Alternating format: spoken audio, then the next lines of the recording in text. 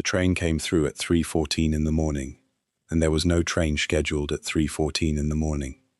I want to be precise about this, because precision is the only thing that saved me later, and because for 11 years I told myself I'd counted wrong.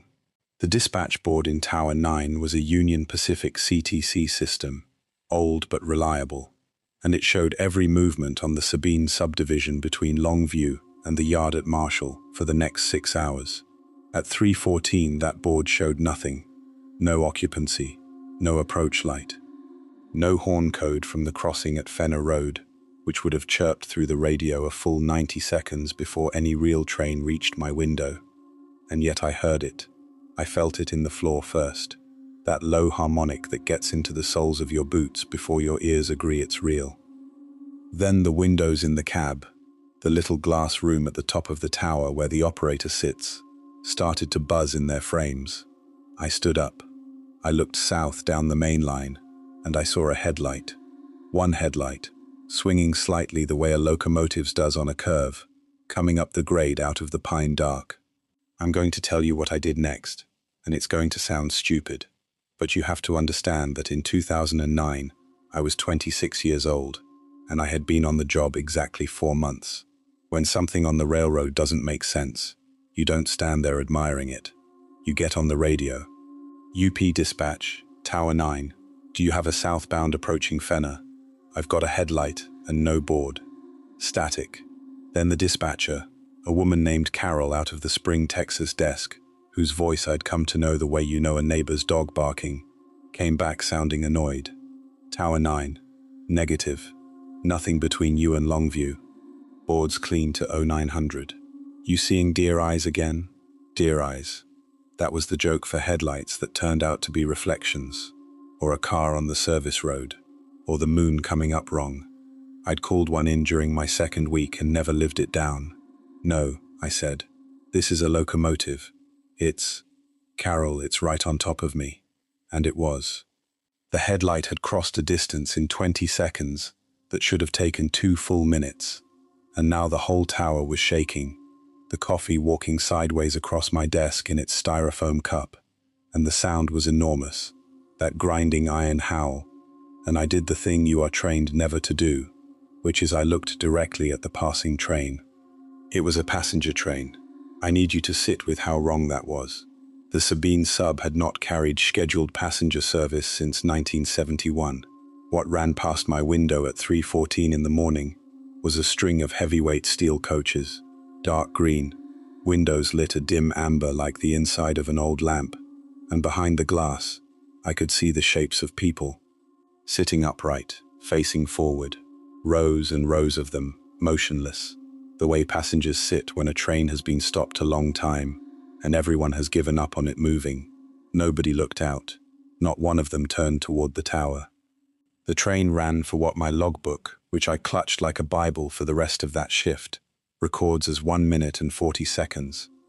Then the last car cleared the crossing, and the sound folded up behind it, and the floor went still, and the coffee stopped trembling, and the dispatch board, which I was staring at the entire time, never once showed a thing. I logged it. That's the part I'm almost proud of. My hands were shaking so bad the letters came out like a kid's, but I wrote 0314, unscheduled SB movement, Apex 8-10 heavyweight passenger cars, no board operate, no horn, no approach. Reported to DISP, Carol, DISP negative. Then I sat in that glass room 40 feet above the tracks until the sun came up and turned the pines gray and then green, and I did not move, and I did not drink the coffee. The relief operator was a man named Dell, 61, 3 years from a pension.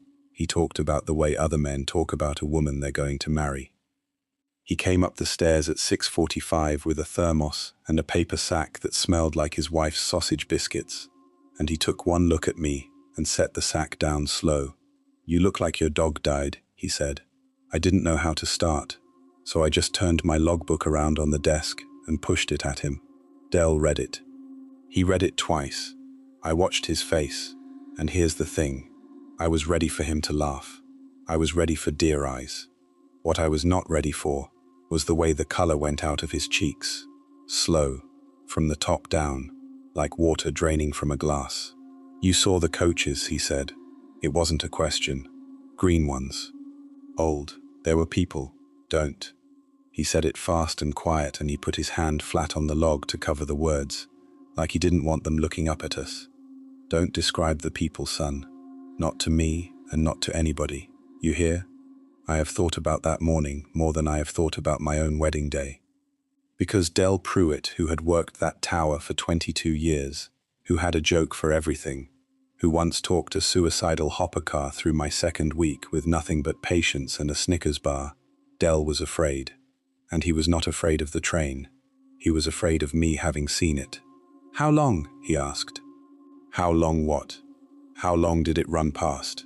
In your head. You count it. 1:40, I said. I timed it against the log clock. Dell closed his eyes.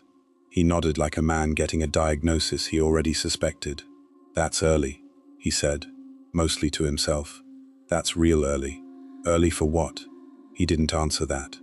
He picked up his thermos, unscrewed the cap with a hand that was steadier than mine but not by much, and poured coffee into it, and drank, and looked out the south window at the empty crossing at Fenner Road, where the morning traffic was just starting. A school bus, a pulpwood truck, the ordinary living county going about its Tuesday. "Come off shift," he finally said. "Go home. Sleep. Come back tonight and I'll ride the first hour with you, and I'll tell you what I know.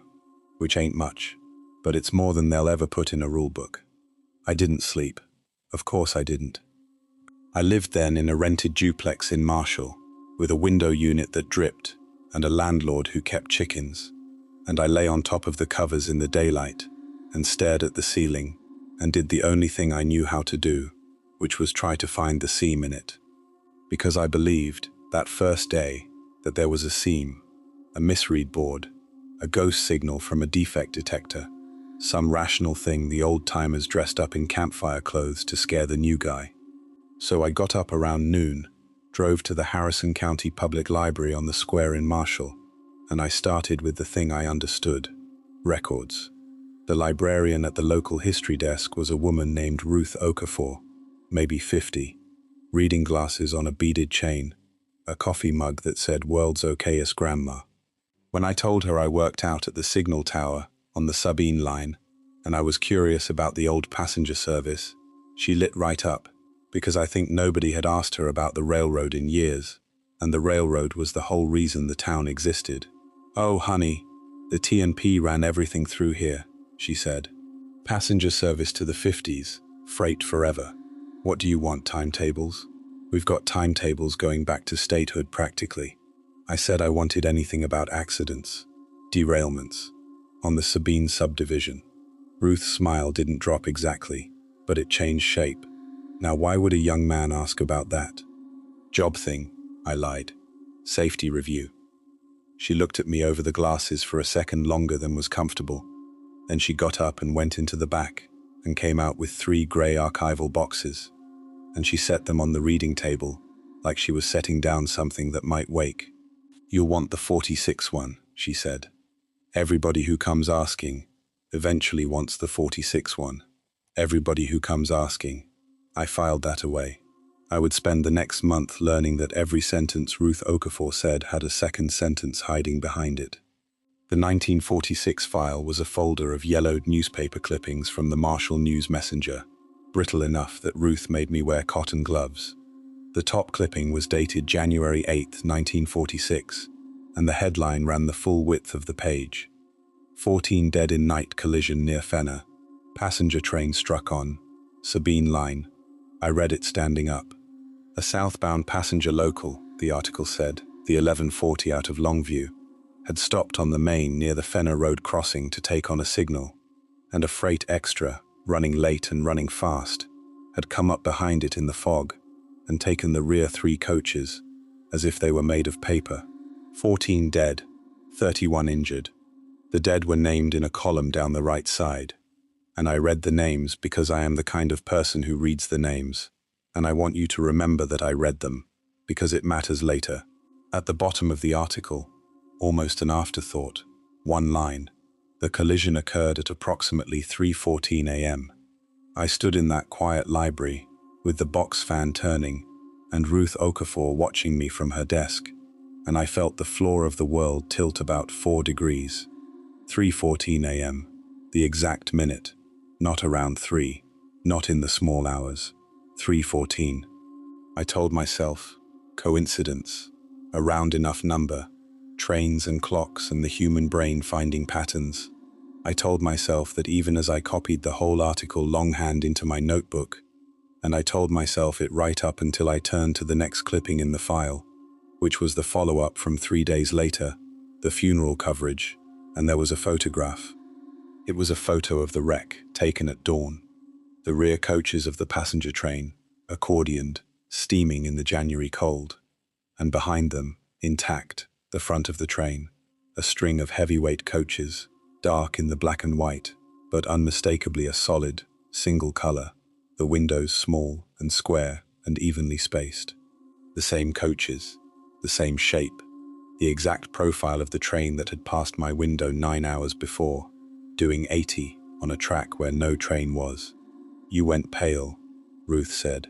She'd come over without my hearing her, the way librarians can, same as the last one. The last what? She pulled a chair out and sat, and she folded her hands on the table, and she looked at me with a kindness that scared me more than anything, because it was the kindness you show someone who's about to get bad news that you already got yourself a long time ago. There was a young fella came asking about the 46 wreck, she said. Worked out at your tower. This was, going on 12 years now. Nice boy. Pruitt sent him too, I always figured, same as he sent you. Pruitt. Dell hadn't sent me, or he'd told me to come back tonight. He hadn't said the library. I'd come here on my own, hadn't I? What happened to him? I asked. The young fella. Ruth was quiet a moment. Outside, the courthouse bell rang the half hour, and I remember counting it without meaning to, the way you count trains once you've counted the wrong one. He kept coming in, she said, every day off, for about a month, getting thinner, getting a look about him. And then one day he came in and asked me the strangest thing. She turned her mug a quarter turn on the table, world's okayest grandma rotating out of view. He asked me to check if his own name was in the file, the passenger list, the dead. I didn't say anything. My mouth had gone dry as the paper. I told him, don't be silly. That was 1946, you weren't born. And he said, I'll never forget it. It wasn't the kind of thing you forget. He said, Ruth, I know that. But would you check anyway? Because last night I was on it. I didn't go back to the tower that night to relieve Dell. I called in. I told the crew caller I had a fever, which was almost true. And I sat in my dripping duplex with the passenger list photocopied on my kitchen table, and I read the 14 names again and again, looking for mine, feeling insane for looking, unable to stop. It wasn't there. Of course it wasn't there. But here is the thing that started the whole nightmare properly, the thing that turned a scary story into an investigation I could not put down. The young fella Ruth described, the one who came asking 12 years back, the one who got thin and got the look and asked her to check the dead for his own name. I asked Ruth his name before I left the library. She had to think about it, and then she couldn't quite land on it, and she got frustrated with herself in the way people do when a common word won't come. Started with it was right there. He signed the register every visit. Hang on. She'd gone to a drawer and pulled out the sign-in ledger, the old kind, ruled columns, and she'd flipped back through years of visitors to 1997, running her finger down the dates. The pages for that month were there. The dates were there. Every line for every day was filled in with other people's names, church group researchers and genealogy hobbyists and school kids. But on the days Ruth swore the young man had come in, 3 or 4 days a week, for a month, there was a name on every line except one. Every day he'd come, there was a single blank row in the register, one empty line, in Ruth Okafor's own neat handwriting everywhere else, sitting there unsigned. Like the pen had skipped, like a seat on a train nobody would sit in. Ruth stared at those blank lines for a long time. Then she closed the ledger very gently, the way you close a door on a sleeping child, and she said, well now, He always signed. I watched him sign. I asked if she was sure it was the same month. "I'm sure," she said. And then, quieter, "I remember him. I just can't." She stopped. She pressed 2 fingers to the spot between her eyebrows. "Isn't that funny? I can see his face plain as day, and I cannot get his name to come. 12 years, and it's like it's been." She searched for the word, lifted out of me. I drove home the long way, past the tower, and I stopped on the shoulder of Fenner Road, and I looked up at the lit glass box where I should have been sitting, where Dell Pruitt was sitting instead, working a double for me, an old man 3 years from a pension he talked about like a wedding. And I made a decision that I have spent 11 years both regretting and being unable to imagine not making. I decided I was going to find out that young man's name. Not the train's secret, not the ghosts, just the name. Because a man had come to this county 12 years ago, worked my job, sat in my chair, seen my train, and the whole town had a hole in it exactly his shape, a blank line in a ledger, a missing word in an old woman's memory, and nobody, apparently, had ever once wondered where he went. I would wonder. I'd make that my whole job. I didn't know yet that the wondering was the door, that the train doesn't take the people who see it, it takes the people who go looking. Dell Pruitt didn't want to talk about it, and I want to be fair to him. He had earned the right not to. I caught him at the crew change the next Thursday, both of us in the gravel lot under the sodium light, his truck idling because the AC was the only thing in it that still worked right.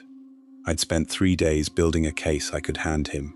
Not a ghost story, a case, dates and clippings and the blank lines in Ruth's ledger, because I'd figured out that the only way to get a railroad man to take you seriously is to bring him paperwork. He listened with the window down and his arm on the sill. When I finished, he was quiet long enough that I thought he might just roll the window up.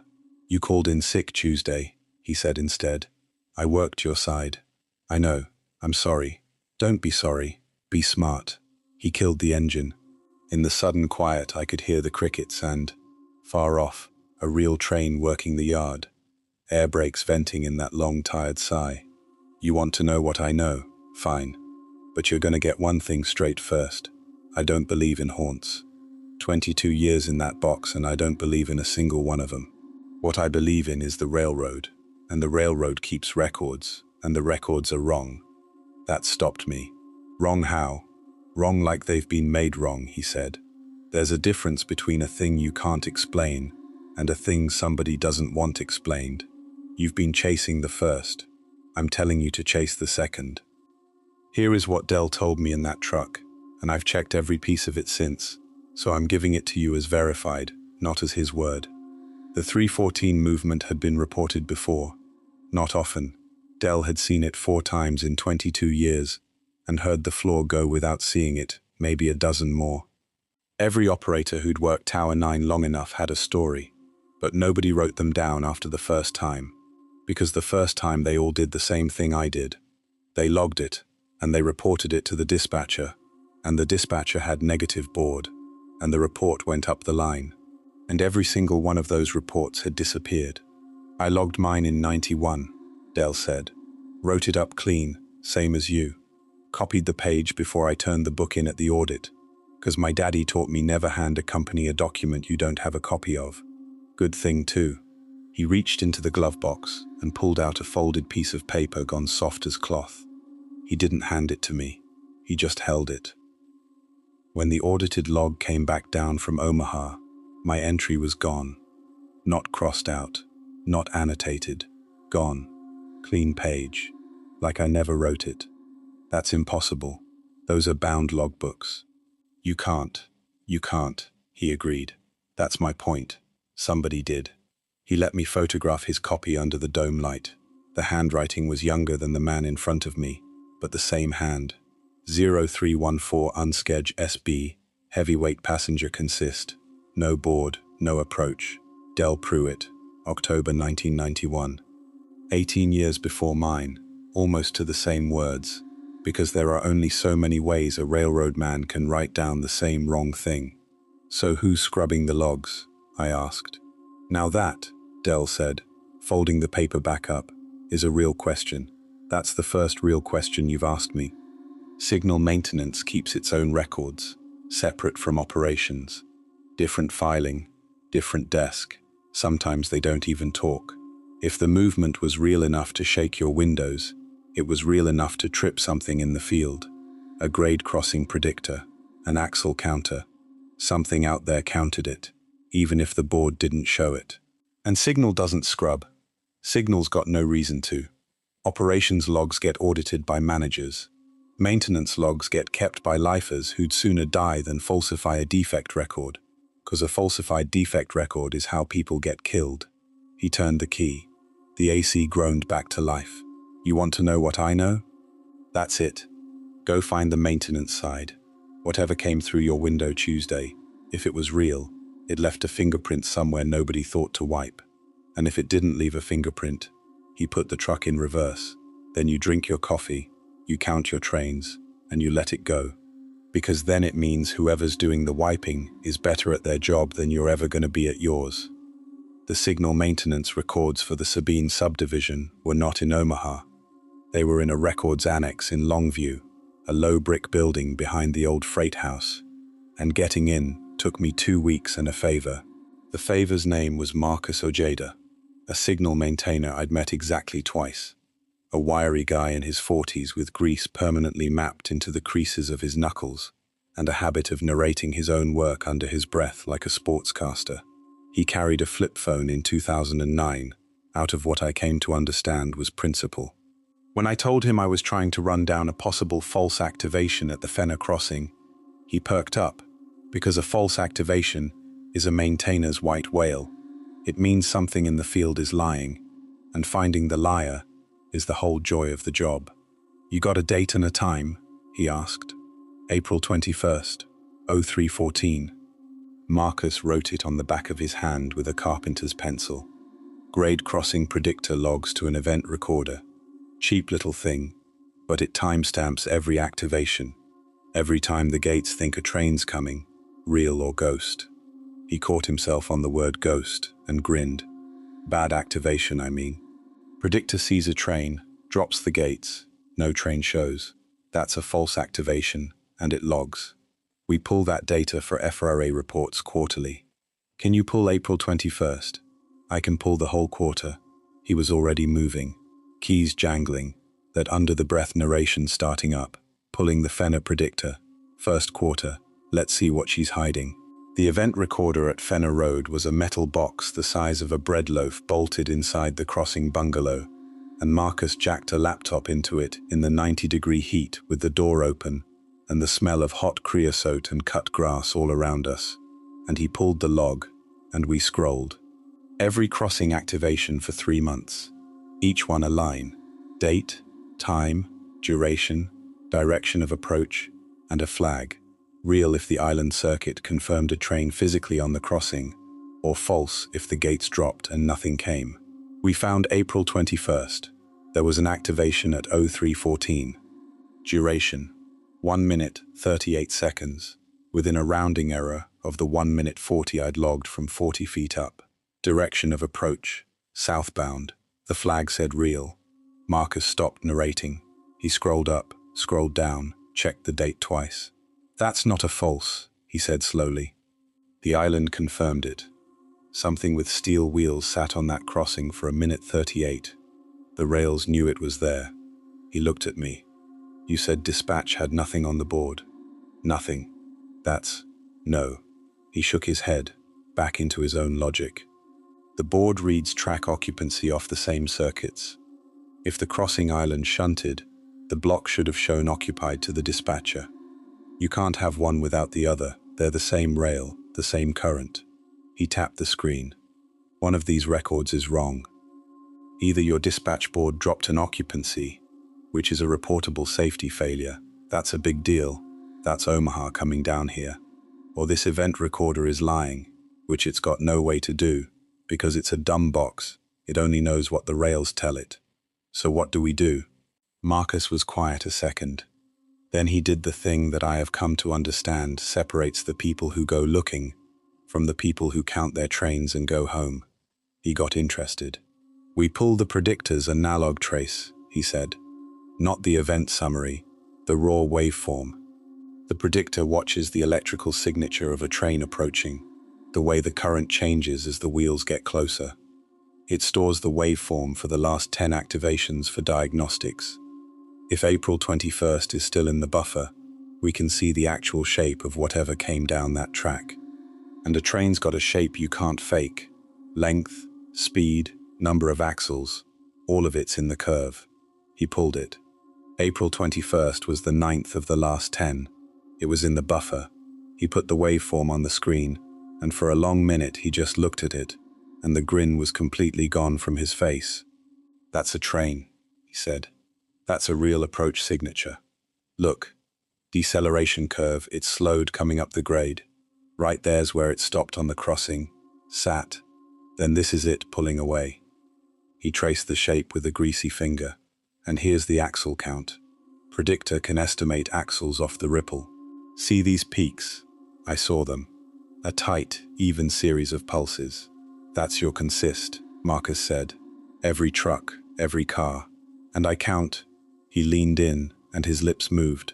"I count enough axles for about 9, 10 heavyweight passenger cars. Doubled up, 4 axle each." He sat back on his heels in the hot bungalow. "There's no passenger equipment on this railroad.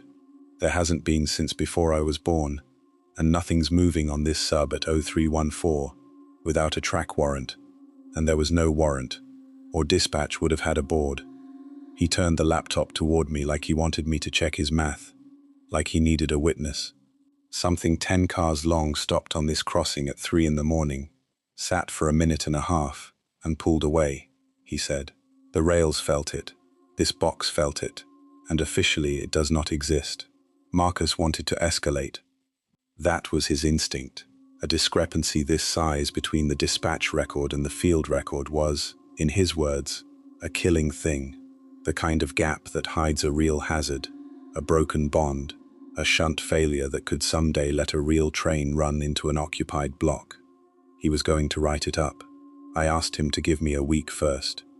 I told him, and this was true, that I wanted to check the dispatch side myself before we lit a fire, because if we came in claiming the board dropped an occupancy and it turned out the board was fine, we'd both look like fools, and the whole thing would get buried as operator error. Mine. He gave me the week. He also gave me something I didn't ask for. "You know the old station's still standing," he said, coiling his laptop cable. "Fenner Depot. Where the 46 wreck happened, if you've been reading up, which I can see on your face you have. It's not on any of the current track charts. Company took it off the maps in the 60s when they abandoned the siding. But the building's out there. Kids party in it. I've done relay work on the pole line right next to it." He clipped the bungalow door shut. "Reason I mention it, the depot had its own train order office. Operator on duty in 1946 would have kept a train sheet, same as you keep a log. And when the company abandoned the depot, they didn't clean it out. Just walled it up. There's paper in there, man. Original paper. If you want to know what happened that night, the guy who was sitting in that chair at 3:14 in the morning, in January of 1946, wrote it down before anybody knew what they wanted the story to be. I asked him how he knew the paper was still there. Marcus looked at me for a second, and something crossed his face. Something he decided not to say and then said anyway. "Because that other fella went in after it," he said. "Years back. Worked your tower. Skinny kid. Got obsessed with the 46 thing. He asked me the same questions you're asking, near enough word for word. I took him out to the depot, and I pried the board off the order office window myself, and I let him in, and I waited outside." He paused. He was in there maybe 20 minutes. Came out with a train sheet, an original, brown as a paper bag, showed it to me, said it proved something, and then what? Marcus frowned. He frowned the exact way Ruth Okafor had frowned over her ledger, the frown of a man reaching for a coin at the bottom of a well and finding the water deeper than his arm.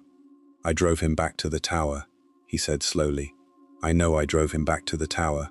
I can see myself doing it. The truck, the road. But I can't." He shook his head, hard, like clearing water from an ear.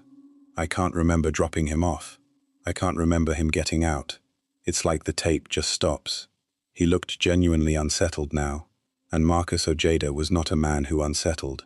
I never thought about it till just now. 20 years I never once thought, hey, whatever happened to that kid? And now you're standing here, and I'm thinking it, and I got no answer. And that's not right. That's not a normal way to forget a person. We stood in the heat with the crickets starting, and neither of us said the thing. The thing being that this was now the second person, Ruth, then Marcus, who carried a clear picture of the young man, and a total blank where his name and his ending should be. Not a fading, a deletion, the same shape of hole in two different heads that had never compared notes. You got his name written anywhere? I asked. You'd have signed him in as a visitor to company property. Escorted visitor log. Marcus's face changed. There's a gate log, he said. Yeah, every time I bring a non-employee onto the pole line right-of-way, I log it, name and time. It's a rule, insurance thing. I got years of them in the truck. He was already walking to the pickup. If I signed that kid in, his name's in my gate log, and no ghost is scrubbing my clipboard. I keep it in the glove box. He found the right year by the date on the cover. He flipped to the month he thought it was. He ran his finger down the escorted visitor entries. His own handwriting, dates, times, names, all of it there and solid. And on the day he was sure he'd walk that young man out to the Fenner depot and pried the board off the window, there was an entry. His handwriting, the time, 1400. The location, Fenner Depot RW. The reason, visitor escort. The name column was filled in, but the ink was gone. Not blank, not skipped. You could see, when Marcus held it up to the light and I bent in close, the faint impression where a pen had pressed letters into the paper. A name, written firmly, the divot still there in the fiber. But the ink itself had lifted clean out of every stroke, leaving only the ghost of the pressure, an empty groove in the shape of a name that neither of us could read. Marcus held the clipboard up to the sky for a long, long time, tilting it, chasing the divots with the sun, trying to make the shadows fill the letters back in. I wrote that, he said finally. His voice had gone very flat. That's my hand. I wrote a man's name right there and I pressed hard. I always press hard. He lowered the clipboard. Where does ink go? I didn't have an answer. I still don't. Not one I'd say out loud. But I had a plan, and the plan was rational, and I clung to it the way I'd clung to my logbook that first night.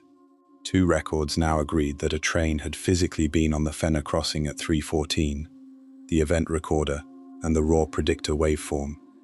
1 record, the dispatch board, said nothing had. That was a contradiction with a fingerprint. That was Dell's second kind of mystery. Not a thing that can't be explained, but a thing somebody made wrong. I would go to the dispatch side. I would pull the recorded radio traffic. Every railroad radio channel is logged and archived, my call to Carol included, time-stamped and stored. And unlike a bound logbook, you cannot make a magnetic tape unsay a thing without the splice showing. And I would go out to the Fenner depot, where an operator in January of 1946 had written down what he saw at 3:14 in the morning, before anyone told him what he was allowed to have seen. 2 more records, 2 more chances for the truth to leave a fingerprint somebody forgot to wipe.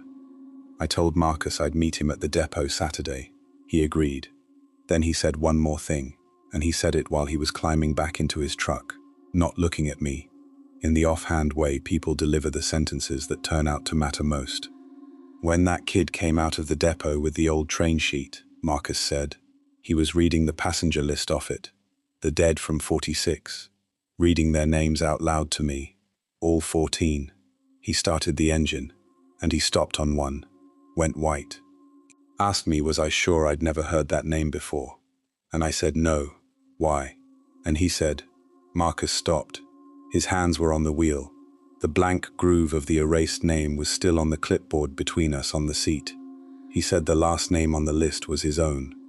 The radio archive was the easiest thing I'd chased, and the one that broke me. Every Union Pacific channel is recorded by a system called a voice logger, dispatch to field, field to dispatch, timestamp to the second, stored on the desk servers in Spring and mirrored to a regional archive.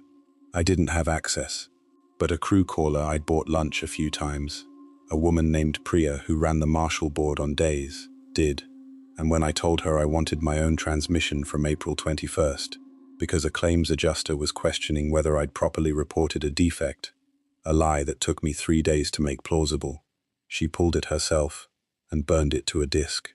"You worried about nothing," she said, handing it over. I listened. "You reported it clean. Twice, actually." "Twice? You call it in at 0314. Dispatch comes back negative. Then you call again about a minute and a half later." She shrugged. "Same as anybody. You wanted it on tape.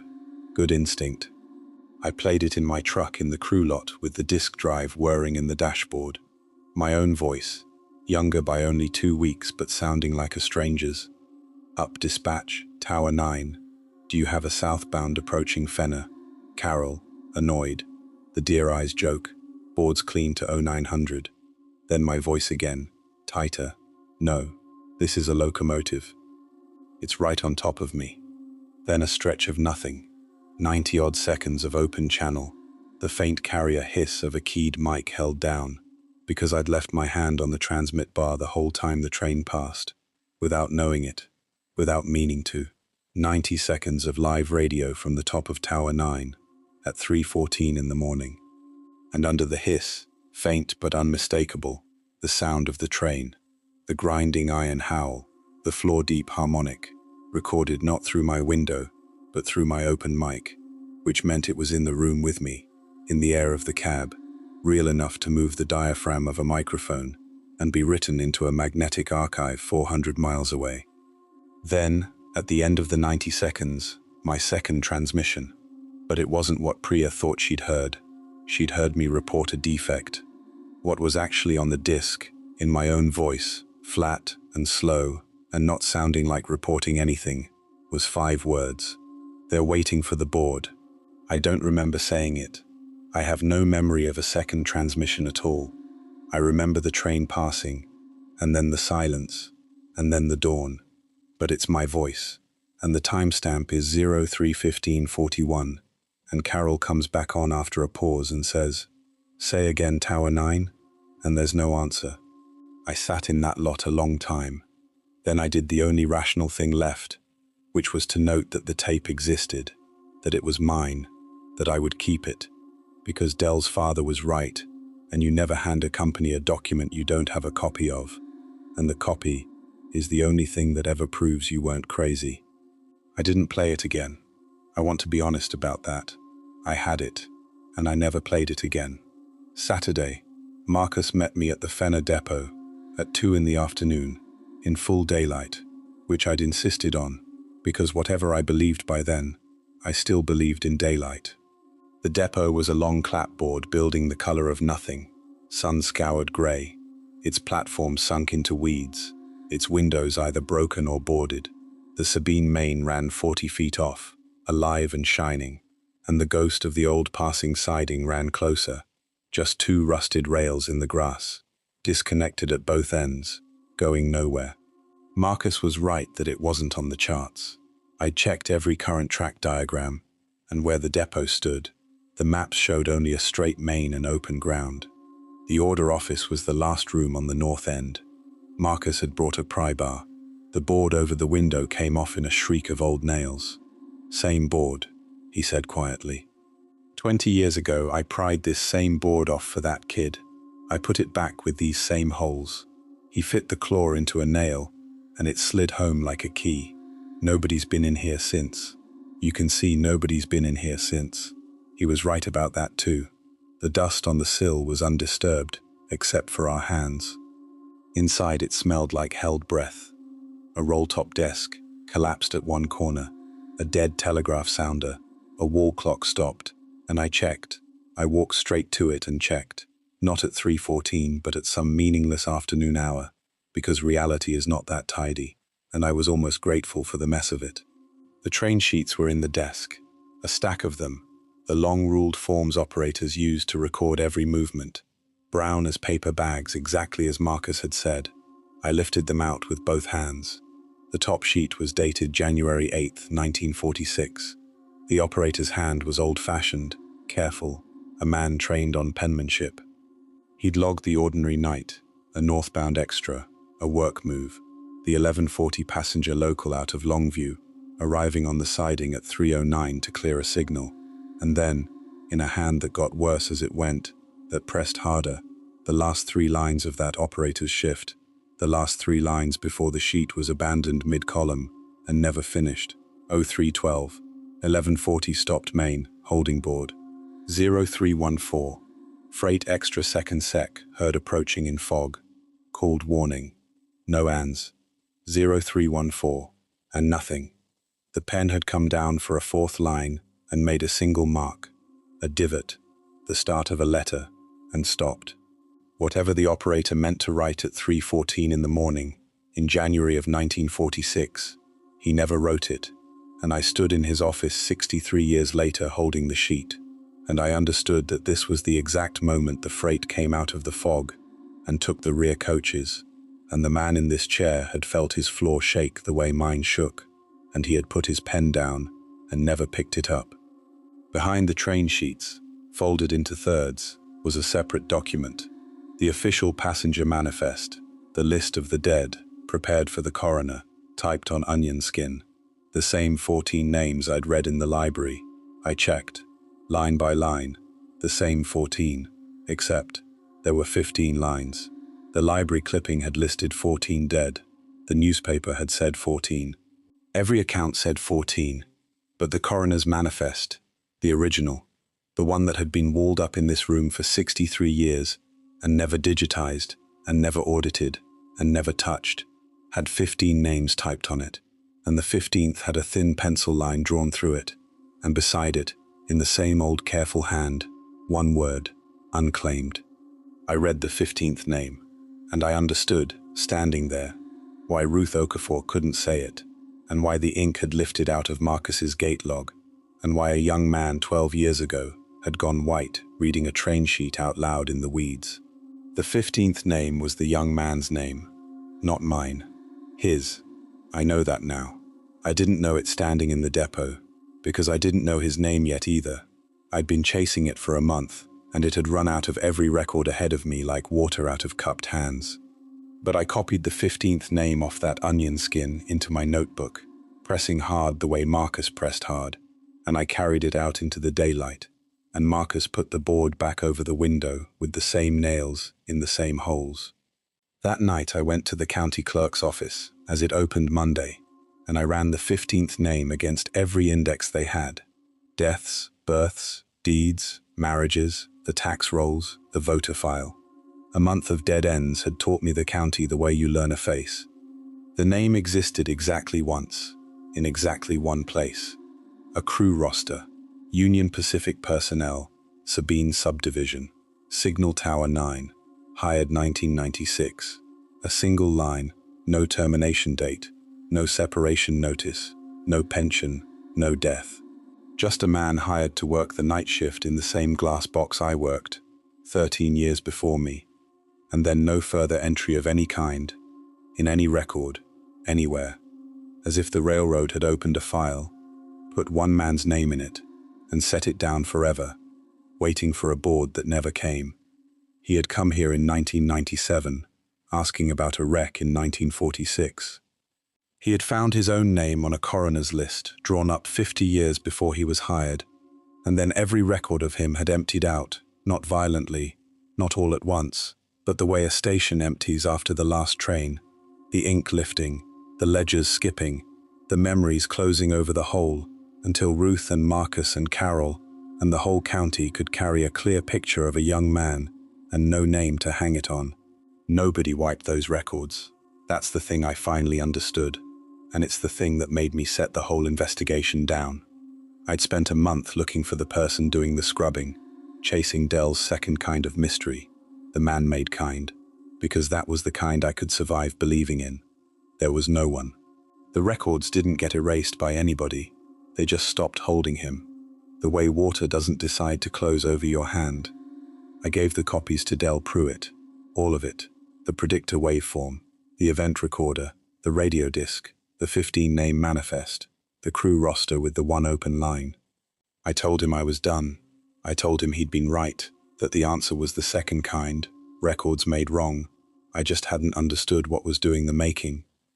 Dell went through it all at his kitchen table, with his reading glasses on, and his wife's coffee going cold.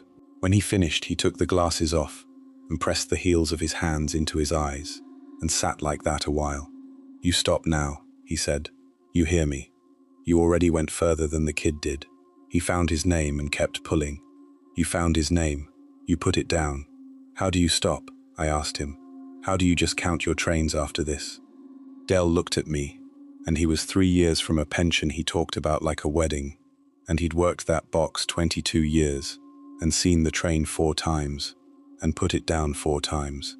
And I finally understood that this was the whole reason he was old and alive, and the kid was a groove in a clipboard. "You don't go looking," he said. "That's all it ever was. You don't go looking, and it don't come for you. It only takes the ones who go out to meet it." I put it down. I want that on the record, because it's the only brave thing I did. I transferred off the Sabine sub that fall, took a day job in the yard at Marshall, married a woman who has never once asked me why I keep a burned CD in a fireproof box and never play it. Dell got his pension. Ruth Okafor retired. Marcus is still out there on the pole line, and we don't talk, because the last time we did he asked me, out of nowhere, whether I remembered the name of the kid who went in the depot, and I said no, and I watched him believe me, and I watched the water close over it in him too, and I let it, because that was kinder than the truth, and because I am a coward, in exactly the way that keeps a man alive on that railroad. I said I'd leave you with one thing, so here it is, and then I'm done. 11 years later, a signal maintainer, doing a records audit on the abandoned Fenner predictor, called me. I don't know how he got my name. Maybe the old escort logs. Maybe he just asked the last man who'd worked the tower. He'd found the event recorder still bolted in the dead bungalow, still powered off the pole line nobody had ever bothered to cut, still logging, 13 years after the last real train ran that main. He wanted to know if the discrepancies in it meant anything to me. He read me the last 10 activations in the buffer. 9 of them were nothing. Wind, a shunt, a maintenance move. The 10th was dated 3 weeks before he called. Southbound. Duration, 1 minute 38 seconds. Island circuit confirmed. Flag, real. 10 heavyweight cars by the axle count, on a track where nothing that shape has run since 1946. Past a depot that isn't on the maps. Logged by a box in a building the company forgot to tear down at 3:14 in the morning. He asked me what he should write in the report. I told him to write it up clean and to keep a copy for himself and never to go out there at night to see for himself what it was. Then I asked him one thing before I hung up, the only thing I've ever asked anybody about that railroad since the day I put it down. I asked him to pull the buffer one more time, a year from now, and count the activations, and tell me if the number ever goes up by 1. 1 more southbound, 1 more minute 38, 1 more real, right after some young operator with a good memory and a bad habit starts asking around town about a wreck in 1946. He said he would. He hasn't called back. The train still runs. The board still shows nothing. And somewhere in a personnel file there is a line with a name on it and no end date. Hired to work the night shift, still waiting. The way the 15th passenger waited on a list drawn up in the cold, unclaimed. A seat held open on a train that comes for no one, unless you go out in the dark to meet it, and then it has a seat for exactly one. That concludes tonight's file. If you've ever experienced something strange or unexplained, I'd love to hear your story. You can share it in the comments, or send it to the email in the description. It might become a future case on Midnight Files. If you enjoyed this video, please leave a like. It really helps the channel grow.